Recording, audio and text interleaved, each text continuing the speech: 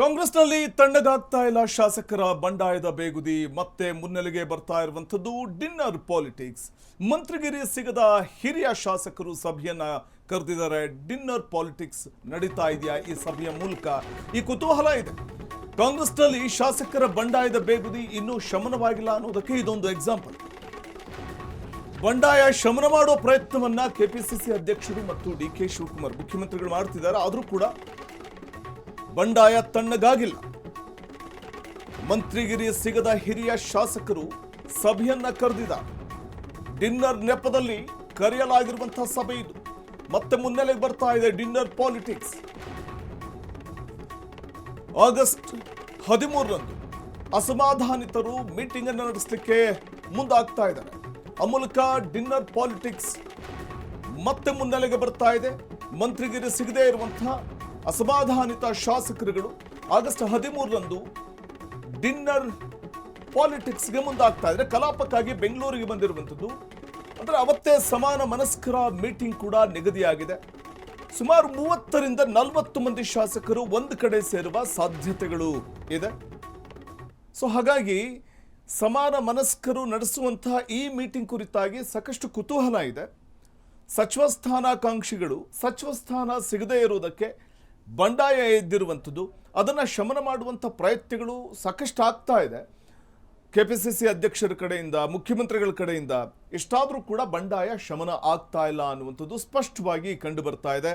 ಅಶೋಕ್ ಪಟ್ಟಣ್ ಇರಬಹುದು, ದಿನೇಶ್ ಗುಂಡೂರಾವ್, ಟಿ.ಬಿ. ಜಯಚಂದ್ರ, ಮತ್ತೊಂದು ಕಡೆ ತನ್ವೀರ್ ಸೇಠು, ಇವರೆಲ್ಲರೂ ಕೂಡ ತೀವ್ರ ಅಸಮಾಧಾನಿತಾರೆ. ತಾವು ಸಚಿವ ಸ್ಥಾನದ ನಿರೀಕ್ಷೆಯಲ್ಲಿದ್ದಂಥವ್ರೆ, ಆದರೆ ಸಚಿವ ಸ್ಥಾನ ಕೈತಪ್ಪಿ ಹೋಗಿರುವಂಥದ್ದು ಇವರೆಲ್ಲರ ಅಸಮಾಧಾನಕ್ಕೆ ಕಾರಣ ಆಗಿದೆ. ಹಾಗಾಗಿ ಆಗಸ್ಟ್ 13ರಂದು ಡಿನ್ನರ್ ಮೀಟಿಂಗ್ ಅನ್ನು ಕರೆದಿದ್ದಾರೆ. ಅಸಮಾಧಾನಿತರು ಹಿರಿಯ ಶಾಸಕರುಗಳು ಸೇರಿ ನಡೆಸ್ತಾ ಇರುವಂತಹ ಈ ಒಂದು ಮೀಟಿಂಗ್ನಲ್ಲಿ ಸುಮಾರು 30ರಿಂದ 40 ಮಂದಿ ಶಾಸಕರು ಒಂದೇ ಕಡೆ ಸೇರುವ ಸಾಧ್ಯತೆ ಇದೆ. ಆಗಸ್ಟ್ 13ರಂದೇ ಅಸಮಾಧಾನಿತರು ಮೀಟಿಂಗ್ ಅನ್ನ ನಡೆಸಲಿದ್ದಾರೆ. ಎಲ್ಲರೂ ಕೂಡ ಬೆಂಗಳೂರಿಗೆ ಆಗಮಿಸಲಿದ್ದಾರೆ ಅನ್ನುವಂಥ ಮಾಹಿತಿ ಇದೆ. ಇದು ಒಂದು ರೀತಿಯಲ್ಲಿ ಕಾಂಗ್ರೆಸ್ನಲ್ಲಿ ಅಸಮಾಧಾನದ ಹೊಗೆ ಇನ್ನೂ ಕೂಡ ಆಡ್ತಾಲೇ ಇದೆ. ಅದನ್ನು ಶಮನ ಮಾಡುವಂಥ ಪ್ರಯತ್ನಗಳು ಆಗ್ತಾ ಇದ್ರು ಕೂಡ, ನಿರಂತರವಾಗಿ ಆಗ್ತಾ ಇದ್ರು ಕೂಡ ಸಾಧ್ಯ ಆಗ್ತಾ ಇಲ್ಲ ಅನ್ನುವಂಥದ್ದು ಸ್ಪಷ್ಟವಾಗಿ ಗೋಚರವಾಗ್ತಾ ಇದೆ. ಅಸಮಾಧಾನಿತರಿಗೆ ನಿಗಮ ಮಂಡಳಿಯ ಕಡೆಗೆ ಕೈ ತೋರಿಸಿ ಸಮಾಧಾನ ಪಡಿಸುವಂಥ ಒಂದು ಪ್ರಯತ್ನ ಮುಖ್ಯಮಂತ್ರಿಗಳ ಕಡೆಯಿಂದ, ಕೆಪಿಸಿಸಿ ಅಧ್ಯಕ್ಷರ ಕಡೆಯಿಂದ ಆಗ್ತಾ ಇದೆ. ಇಷ್ಟಾದರೂ ಅಸಮಾಧಾನ ಶಮನವಾಗುವ ಲಕ್ಷಣಗಳು ಕಾಣಿಸ್ತಾ ಇಲ್ಲ. ಲಕ್ಷ್ಮೀ ಹೆಬ್ಬಾಳ್ಕರ್ ಕೂಡ ಅಸಮಾಧಾನಿತಾರೆ.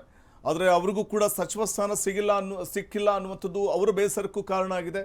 ಕಾದು ನೋಡಬೇಕಿದೆ ಈ ಒಂದು ಡಿನ್ನರ್ ಪಾಲಿಟಿಕ್ಸ್. ಅಸಮಾಧಾನಿತರು ಒಂದು ಕಡೆ ಸೇರಿ ಡಿನ್ನರ್ ಪಾಲಿಟಿಕ್ಸ್ ನಡೆಸುವಂಥದ್ದು, ಮುಖ್ಯವಾಗಿ ಆ ಒಂದು ಸಭೆಯಲ್ಲಿ ಯಾವೆಲ್ಲ ನಿರ್ಧಾರಗಳು ಹೊರಬೀಳಬಹುದು ಅನ್ನುವಂಥದ್ದನ್ನು ಕಾದು ನೋಡಬೇಕು. ಎಸ್, ಏನಪ್ಪಾ ಅಂತಂದ್ರೆ 13ನೇ ತಾರೀಕು ಇದಿದೆ, ಏನು ಕಲಾಪ ಇದೆ. ಸೊ ಆ ಟೈಮಲ್ಲಿ ಮೋಸ್ಟ್ಲಿ ಇವರೆಲ್ಲ ಬರ್ದಿರ್ತಾರೆ, ಒಟ್ಟಿಗೆ ಸೇರಿರ್ತಾರೆ ಅನ್ಸುತ್ತಲ್ವಾ ವಸಂತ. ಹಾಗಾಗಿ ಮೀಟಿಂಗ್ ಮಾಡ್ತಾರೆ ಅಂತ ಅನ್ಸುತ್ತೆ. ನಿಜ, ಬಹುಶಃ ಅಸಮಾಧಾನಿತರನ್ನ ಎಲ್ಲೋ ಒಂದ್ ಕಡೆ ತಣಿಸುವಂತ ಪ್ರಯತ್ನಗಳಾಗ್ತಾ ಇದೆ.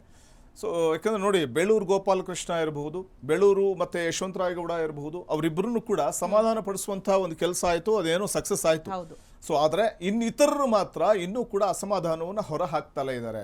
ಯಾಕಂದ್ರೆ ಸಚಿವ ಸ್ಥಾನದ ನಿರೀಕ್ಷೆಯಲ್ಲಿದ್ದವರು ಇವರೆಲ್ಲರೂ ಕೂಡ ಮೋಸ್ಟ್ ಸೀನಿಯರ್ಗಳು. ಸಿದ್ದು ಸಂಪುಟದಲ್ಲಿದ್ದಂಥವ್ರು ದಿನೇಶ್ ಗುಂಡೂರಾವ್, ಸಿದ್ದು ಸಂಪುಟದಲ್ಲಿದ್ದಂಥವ್ರು, ಲಕ್ಷ್ಮೀ ಹೆಬ್ಬಾಳ್ಕರ್ ಇದ್ದಂಥವ್ರು. ಅವ್ರು ಡಿ.ಕೆ ಸಂಪುಟದಲ್ಲಿ ಕ್ಯಾಬಿನೆಟ್ನಲ್ಲಿ ಅವಕಾಶ ಸಿಕ್ಕಿಲ್ಲ ಅನ್ನುವಂಥದ್ದು ಅವ್ರಿಗೆ ಬಹಳ ಬೇಸರ ಇದೆ. ಟಿ.ಬಿ. ಜಯಚಂದ್ರ ಅನ್ಸುತ್ತೆ, ಲಕ್ಷ್ಮೀ ಹೆಬ್ಬಾಳ್ಕರ್ ಅಂತೂ ತುಂಬಾ ನಿರೀಕ್ಷೆಯಲ್ಲಿದ್ರು, ನನಗೆ ಕೊಡ್ತಾರೆ, ಮಹಿಳಾ ಮೀಸಲಾತಿಲೆಲ್ಲೋ ನನಗೆ ಸಿಗುತ್ತೆ ಎನ್ನುವಂತಹ ನಿರೀಕ್ಷೆಯಲ್ಲಿದ್ರು. ಆಮೇಲೆ ಈ ಮಹಿಳಾ ಸಬಲೀಕರಣದ ಬಗ್ಗೆ ಕಾಂಗ್ರೆಸ್ ನಾಯಕರುಗಳು ದೊಡ್ಡ ಮಾತಾಡ್ತಾರೆ. ಆದರೆ ಮಂತ್ರಿಗಿರಿ ಅನ್ನುವಂಥದ್ದು ಈ ಬಾರಿ ಕ್ಯಾಬಿನೆಟ್ ಅಲ್ಲಿ ಒಬ್ಬ ಮಹಿಳೆನೂ ಕೂಡ ತೆಗೆದುಕೊಂಡಿಲ್ಲ ಅನ್ನುವಂಥದ್ದು, ಇದು ಒಂದು ರೀತಿಯಲ್ಲಿ ವಿಪಕ್ಷಗಳು ಇದೇ ಅಸ್ತ್ರವನ್ನಾಗಿ ಬಳಸ್ಕೊಂಡು ಟೀಕಾ ಪ್ರಹಾರ ಮಾಡ್ತಾ ಇರುವಂಥದ್ದು ನಾವು ನೋಡ್ತಿದ್ವಿ. ಖನಿಜಾ ಫಾತಿಮಾ ಆಕಾಂಕ್ಷಿಯಾಗಿದ್ರು, ಲಕ್ಷ್ಮೀ ಹೆಬ್ಬಾಳ್ಕರ್ ಆಕಾಂಕ್ಷಿ. ಯಾರಿಗೆ ಸಿಗ್ಲ ಅಂದ್ರೆ ಲಕ್ಷ್ಮೀ ಹೆಬ್ಬಾಳ್ಕರ್ ಫಿಕ್ಸ್ ಅಂತಲೇ ಹೇಳಲಾಗ್ತಿತ್ತು. ಅಂತಿಮವಾಗಿ ಅವರಿಗೆ ಕೈ ತಪ್ಪು ಹೋಗಿದೆ. ಮತ್ತೊಂದು ಕಡೆ ನಯನಾ ಮೋಟಮ್ಮ ಅವ್ರ ಹೆಸರು ಕೇಳಿ ಬರ್ತಾ ಇತ್ತು, ಅವರಿಗೂ ಕೂಡ ಕೈ ತಪ್ಪು ಹೋಗಿದೆ.